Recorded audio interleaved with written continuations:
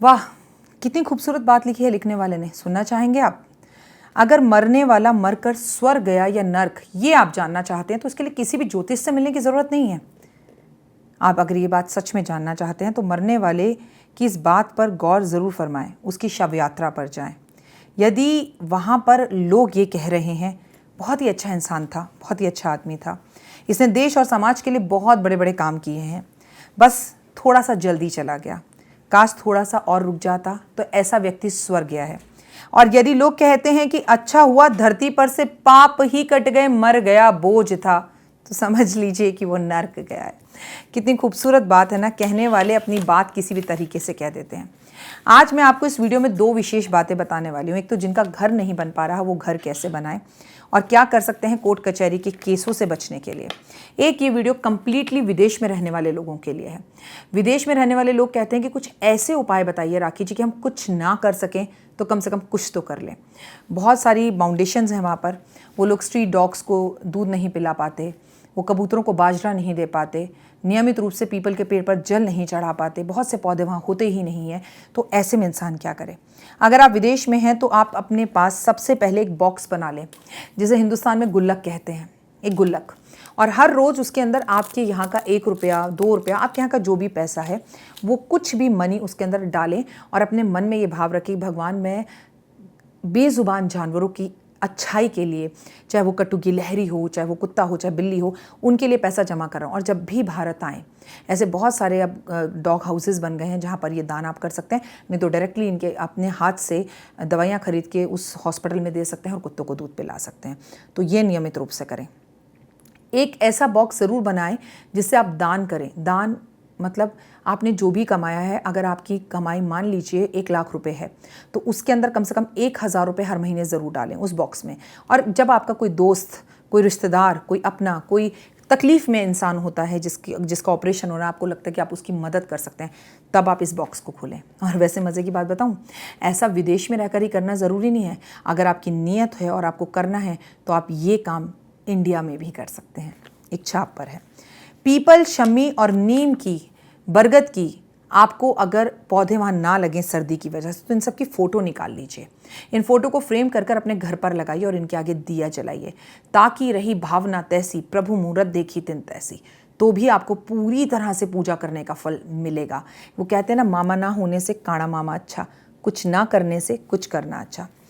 आपको अगर शावर में नहाते हैं, वो लोग कहते हैं, उनको जब मैं कहूँ दूध डालकर पानी में नहाओ, गुलाब जल डाल के पानी में नहाओ, तो वो पलट कर कहते हैं राखी जी हम तो शावर से नहाते हैं, अब हम गुलाब जल कैसे डालें?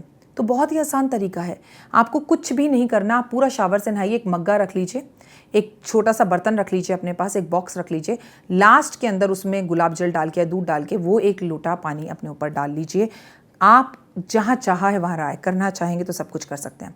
अगर मैं आपसे कहती हूँ कि बड़ा अनुष्ठान कीजिए, या आपका मन है कि मैं गौशाला बनाऊँ, अगर आपका मन है कि मेरी माँ की मृत्यु हो गई कोविड से और मैं इंडिया आ ही नहीं पाया, काश मैं उनके लिए महामृत्युंजय पूजा करा पाता, तो अपने मन में अपने भगवान के सामने संकल्प कर लीजिए कि मैं जब भी इंडिया जाऊँगा मैं ये काम करूँगा। और 1100 रुपये या 500 रुपये आपकी करेंसी में जो भी मनी है उसे निकाल के अलग से एक बॉक्स में रख दीजिए, तो भी भगवान आपको संकल्प का वहीं से फल देना शुरू कर देगा।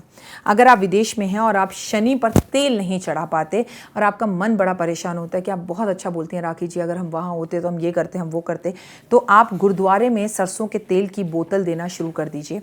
आप गुरुद्वारे में पतासे अर्पण करना शुरू कर दीजिए। गुरुद्वारे में हर वक्त भंडारे होते रहते हैं।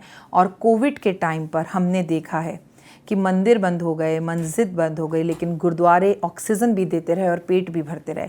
मैंने तो आपसे पहले भी कहा कि इसके लिए मैं गुरुद्वारे का शत नमन करती हूँ, प्रणाम करती हूँ और उनका एहसान मानती हूँ कि इतना गुरुद्वारों ने किया। और हमेशा दान करो तो गुरुद्वारों में खुलकर दान करो। आपकी ज़िंदगी के अंदर अगर आपका घर का सपना पूरा नहीं हो रहा तो ये छोटी सी छतरी आपका घर का सपना पूरा कर सकती है। जी हाँ, अब छतरी ज़रूरी नहीं है कि यही हो।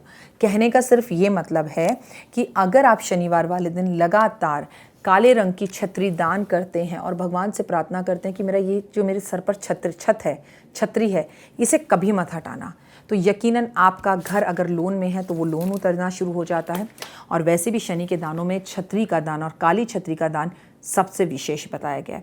तो ये छोटे छोटे उपाय ज़रूर करें और कोशिश करें कि किसी भी इंसान में बुराई ना हो। ऐसा इंसान होता ही नहीं है, हो ही नहीं सकता। अगर कोई किसी की निंदा और बुराई कर रहा है तो उसे करने दीजिए, लेकिन आप उस निंदा और बुराई के अंदर तारीफ खोज कर बताइए, क्योंकि इससे आपका ऑरा क्लीन होता है। क्योंकि आप में से किसी ने मुझसे पूछा, राखी जी ऑरा क्लीन करने का तरीका बताइए। दूसरे की निंदा, दूसरे की बुराई से दूर रहकर और दूसरे में सिर्फ तारीफ़ें देखना शुरू कर दीजिए। आपका ऑरा क्लीन भी हो जाएगा और आपका ऑरा अच्छा भी हो जाएगा। किसी से जलकर हमें क्या मिलेगा। एक साथ में राशन की 10 दुकानें होती हैं, लेकिन 10 दुकानें चलती हैं, क्योंकि कोई किसी से किसी की किस्मत नहीं छीन सकता। आप जो भी खाते हैं या कमाते हैं अपने मुकद्दर, अपनी किस्मत से खाते हैं। कमेंट्स में जय माता दी लिखिएगा, वीडियो को शेयर ज़रूर कीजिएगा। फिलहाल दीजिए इजाज़त, नमस्कार।